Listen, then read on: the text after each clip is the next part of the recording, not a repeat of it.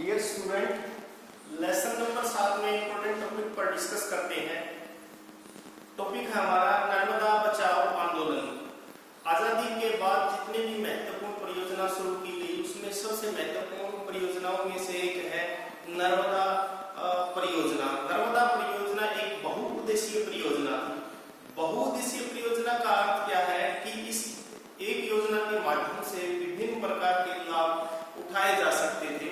तो आज उस पर हम डिस्कस करते हैं कि नर्मदा बचाओ आंदोलन ये क्या था, क्यों शुरू किया गया और इसको विरोध करने का जो तरीका था, इस कारण वो क्या थे, उसी पर हम डिस्कस करते हैं। तो सबसे पहले हम बात करते हैं नर्मदा बचाओ आंदोलन पर। तो नर्मदा नदी पर सरदार सरोवर बांध का उद्घाटन 1961 में पंडित जवाहरलाल नेहरू के द्वारा किया गया था। कहने का अर्थ ये था कि नर्मदा जो नदी है उस पर एक बांध बनने वाला था जिसका नाम था सरदार सरोवर बांध, और इसका उद्घाटन कब किया गया? 1961 में। किसके द्वारा? पंडित जवाहरलाल नेहरू के द्वारा। इस विशाल बांध परियोजना से गुजरात, मध्य प्रदेश, महाराष्ट्र तथा राजस्थान यानी कि इन 4 राज्यों को इसके माध्यम से फायदा पहुंचने वाला था, लाभ मिलने वाला था। लेकिन इन राज्यों की आपसी खींचातानी के कारण या मनमुटाव के कारण जो है यह परियोजना पर काम जो है जल्दी ही शीघ्र नहीं हो पाई। आखिर में केंद्र सरकार ने 1969 में नर्मदा जल विवाद न्यायाधिकरण का गठन किया। कहने का अर्थ ये है कि ये 4 राज्यों की एक संयुक्त परियोजना थी, लेकिन किसी कारण से ये परियोजना स्टार्ट नहीं हो पाई और इस पर विवाद रहा, जिसके कारण आखिर में केंद्र सरकार ने 8 साल बाद जो है 1969 में नर्मदा जल विवाद न्यायाधिकरण का गठन किया गया कि वो ये ऐसा कि इसका रास्ता निकाला जाए ताकि ये परियोजना बहुत जल्दी स्टार्ट हो सके। और फिर बाद में यह समझौता हुआ कि नर्मदा नदी पर जो है 2 बांध बनाए जाएंगे। पहले एक बनाने का योजना थी, उसके बाद 2 योजना बनाने के थे। गुजरात में सरदार सरोवर बांध, एक बांध गुजरात में बनेगा, दूसरा मध्य प्रदेश में नर्मदा सागर बांध परियोजना थी। बहुत से लोगों का मानना था कि यह परियोजना का गुजरात और राजस्थान को जो है बहुत अधिक लाभ मिलने वाला है। दोनों राज्यों को पीने का पानी, सिंचाई का पानी, कृषि के उत्पादन में वृद्धि तथा सूखा और बाढ़ से छुटकारा मिलने लगेगा। कहने का अर्थ ये था कि एक ऐसी परियोजना थी जिसके माध्यम से इन 4 राज्यों को गुजरात, मध्य प्रदेश, महाराष्ट्र और राजस्थान को इससे लाभ पहुंचने वाला था। लेकिन इन राज्यों की आपसी सहमति नहीं बन पाई। आखिरकार केंद्र सरकार ने नर्मदा जल विवाद न्यायाधिकरण का गठन किया गया और इस विवाद को सुलझाया गया। ये हुआ एक की जगह 2 बांध बनाए जाएंगे, जिसका एक गुजरात में सरदार सरोवर बांध और दूसरा जो था नर्मदा सागर बांध परियोजना।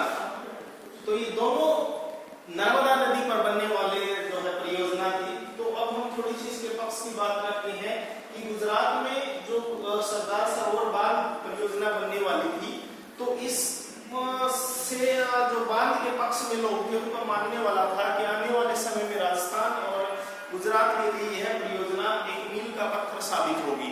तो इससे आने वाले समय में पीने का पानी, सिंचाई के लिए पानी और सूखा और बाढ़ जैसी विभिन्न प्रकार की जो समस्याएं है ना, उनसे छुटकारा मिल सकेगा।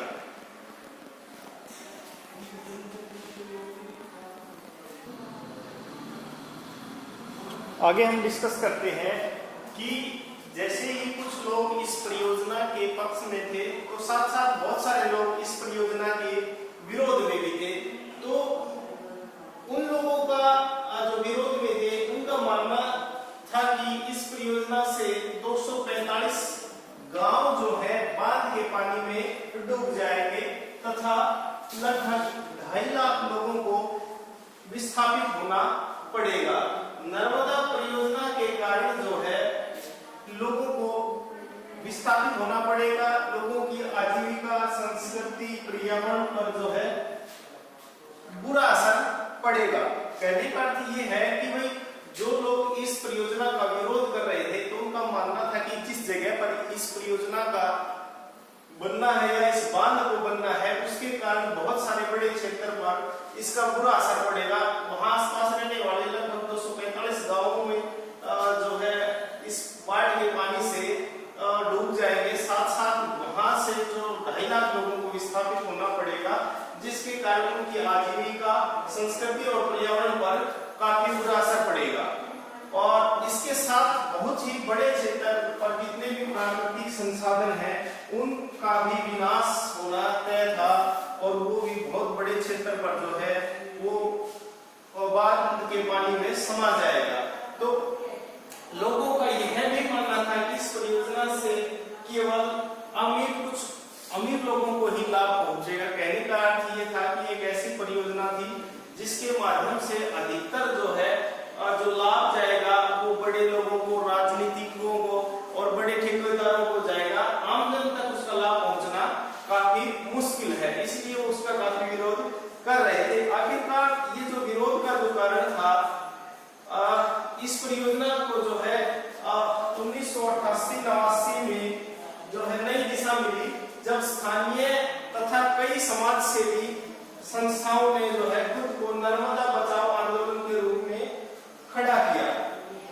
आखिरकार गुजरात सरकार ने 1987 में पुनर्वास नीति की घोषणा की, और वो जो है 1989 में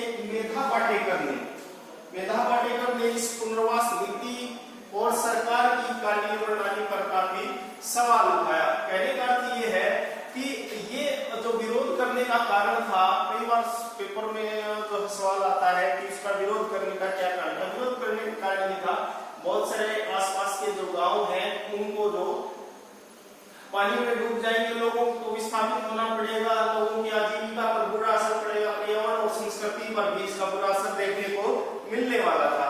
साथ साथ ही जब गुजरात सरकार ने 1987 में पुनर्वास नीति का मतलब जो लोगों को विस्थापित कर रहे थे, एक स्थान से दूसरे स्थान पर ले जाए जा रहे थे, तो उस समय जिस नीति के तहत ये कार्यवाही हो रही थी और जो लोग इस पर कार्य कर रहे थे, तो उनका कार्य तो करने का तरीका था ना, यानी कि सरकार की कार्य प्रणाली इस तरीके से किया जा रहा था ये काम, उस पर एक समाज सेवी थी जिसका नाम था मेधा पाटेकर, उसने सवाल उठाए।